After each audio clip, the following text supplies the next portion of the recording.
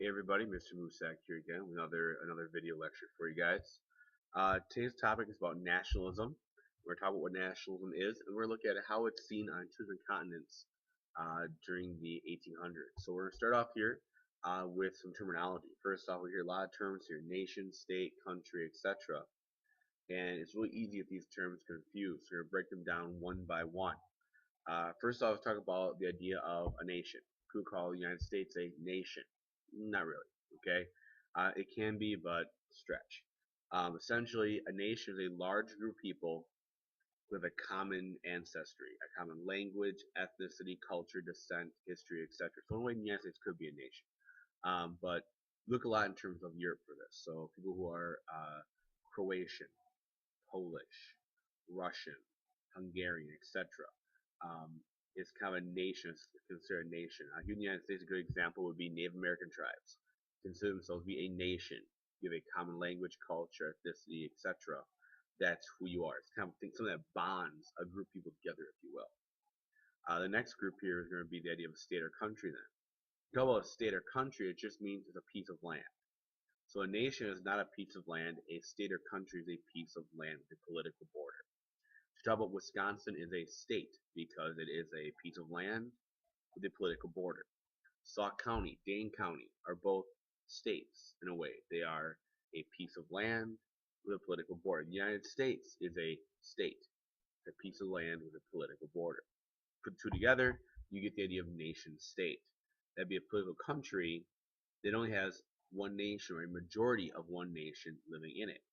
So we see this in Europe at some point in the 20th century with the idea of like Poland, it's a state.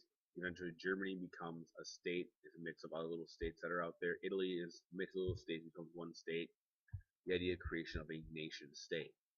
So the idea of the term nationalism. And nationalism basically is the idea of something you identify with. So it kind of is the idea of who do you identify with, okay? And kind of having pride in that nationality. It's you kind of pick who you belong to, what language you speak, where you live, your ancestry, your beliefs, religion, morals, traditions, all those kind of things go into it. Now, the thing is, you can live in a country, but you can associate with a different nationality. You can be living in Austria, but consider yourself to be German. You can live in Italy, but consider yourself to be French if you want to. Okay, um, and this does cause some problems in Europe eventually because the big countries have many different nationalities inside of them. For example, if you look here, why it's really important is that very point. In the 1800s, there are a lot of big countries and empires, and essentially you have little national groups being ruled by people that aren't them, and they want to rule themselves. Big areas like Prussia and Austria-Hungary in Europe were big empires that had all these little different groups of people living inside of them. Italy was different kingdom, but the people were all technically Italian. In Latin America, you had people living in Latin America, different national groups there, being ruled by Spain across the Atlantic Ocean. And so this all kind of plays a role in terms of the idea of nationalism. Take a look at here at Europe. Okay, now the map of Europe here is 1840. Let's first look at Italy. Okay, Italy is a bunch of different little states. It's 1, 2, 3, 4, 5 little states. Plus this over here, and part of modern Italy is Austria at this time. Look at Germany. There is no Germany. You have Prussia here, and you have these states here, kind of independent German states, and you have some more little states over here. Austria-Hungary is another thing. You have Austria is this big state right here, but it has all these different national groups living inside of it. And so it's kind of where these things happen. Now, watch as the map changes. This is 1880. In Italy, there were a group of politicians that worked together.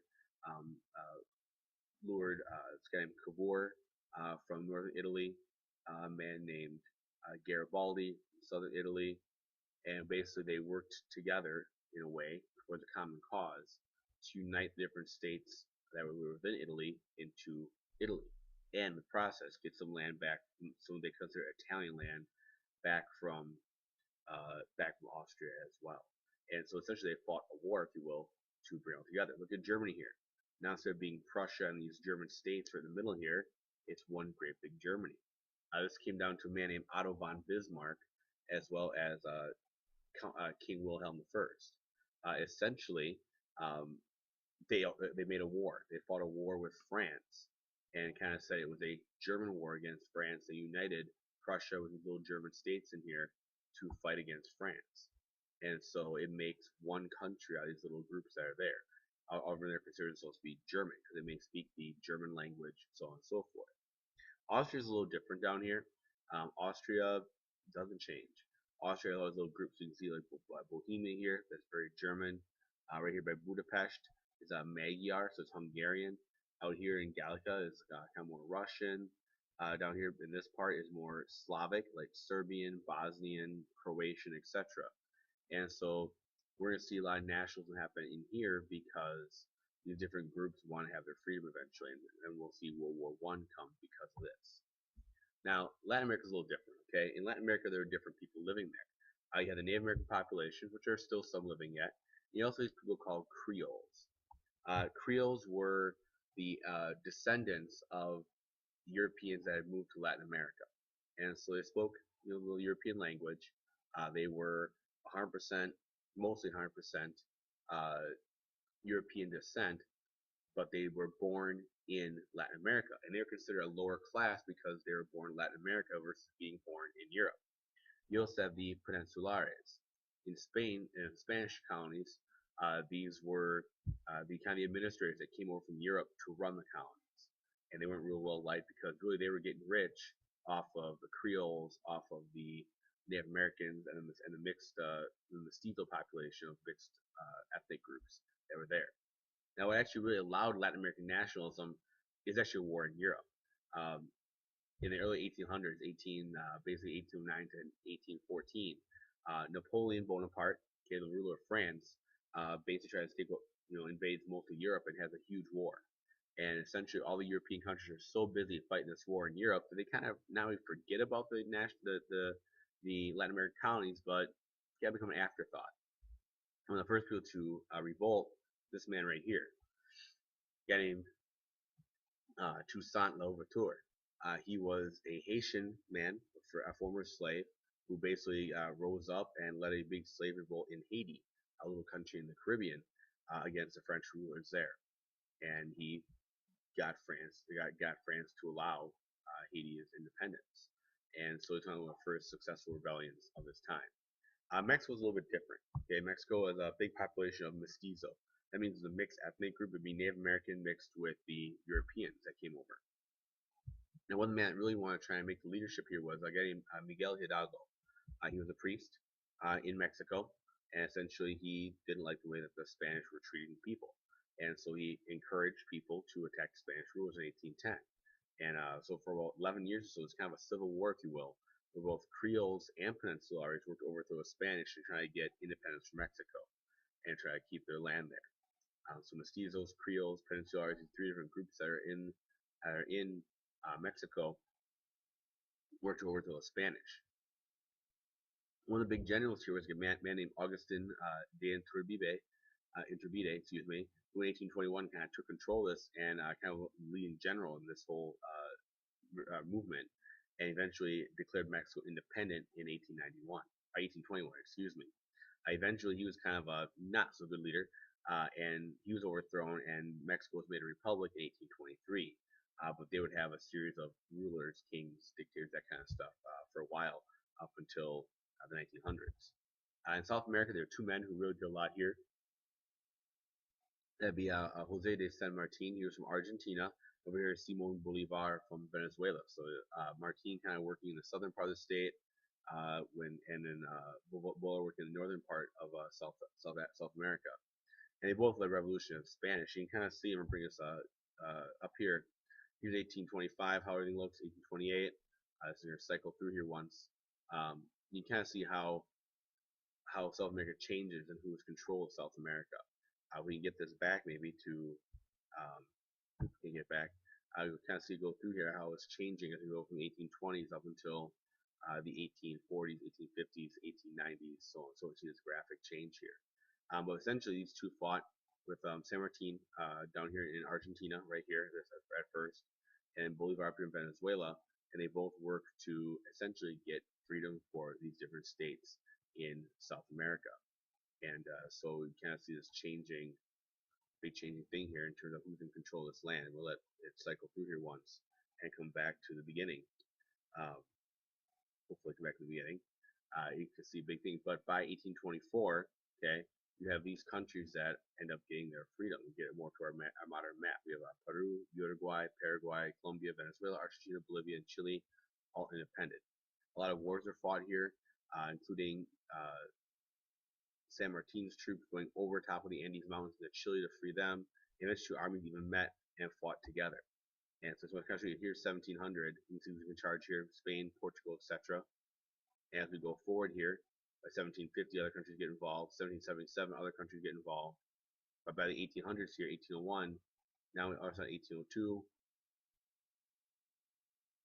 and by eventually by 1810, we're going to see Argentina get its freedom, and then after 1810, we're going to see Paraguay get its freedom with Bolivar, Chile, 1818, up here with Bolivar up here, Venezuela, okay, Colombia, I got their freedom as well. And very, very slowly by 1824, as I said before, you kind of start seeing the modern South American map come together because these guys kind of help lead the freedom movements. Now, the question about staying free is a problem. After these countries got their freedom, they're pretty weak. They're pretty, trying to stay alive. And Europe wanted to move back into Latin America. Basically, we made the continents. Both Britain, Spain, France, can move back in. For Britain, though, their main focus was trade. And so, in a way, the U.S. and Britain kind of worked together to make sure these countries stayed free. In the U.S., it was the Monroe Doctrine, issued by President James Monroe's Secretary of State in 1823, basically ordering European countries like France, like Spain, etc., to stay out of the Western Hemisphere. That they're welcome to trade, but they're not welcome to make new colonies. And the British Navy actually backed this up. The United States was by no means any condition at all at this time, basically a brand new country as well, to make demands of Europe. But the British Navy backed up everything here and kept other countries out of remaking Latin American colonies, just so they could keep their trade there. There were some problems on these whole deals. Okay, with the wars came loss of people, came loss of property and livestock. So there was a lot of poverty happening here after these wars because they're trying to rebuild after these wars of national freedom. And also even after that, the independent countries started fighting as well. When these borders were drawn originally, Spain had set the previous boundaries. They didn't take into effect the national boundaries. And so it started being border disputes about where between the political boundary and the national boundary. So you saw wars happen between different countries because they're trying to get back to the national boundaries. Also, it's just really hard to build any kind of industrial infrastructure here. The jungles, the mountains, all those things made it pretty difficult to build things like roads and eventually railroads, those kind of things through South America.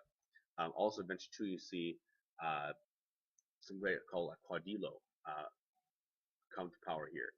And in the end, you see a lot of these kind of strongman dictatorships develop in these countries because a lot of these countries in Latin America had never actually had their own leadership before. They weren't used to kind of ruling themselves. And so a lot of times these dictators kind of formed up in South America because they kind of filled the power vacuum. And that was just kind of why. And then eventually, in a lot of countries, that changed over time and developed a better government system. But at first, it was, in some cases, really, really rough for some countries. We kind of review here real quick. We look what is nationalism. We look how it looks in Europe, in Latin America. We're going to do a little activity with this on Monday here in class. A little research and report activity. These notes are due on Monday, so make sure they're all set for that. We'll see you in class on April 14th. Everybody enjoy your weekends. Thank you very much. Enjoy prom. Be good. Be safe. See you guys later.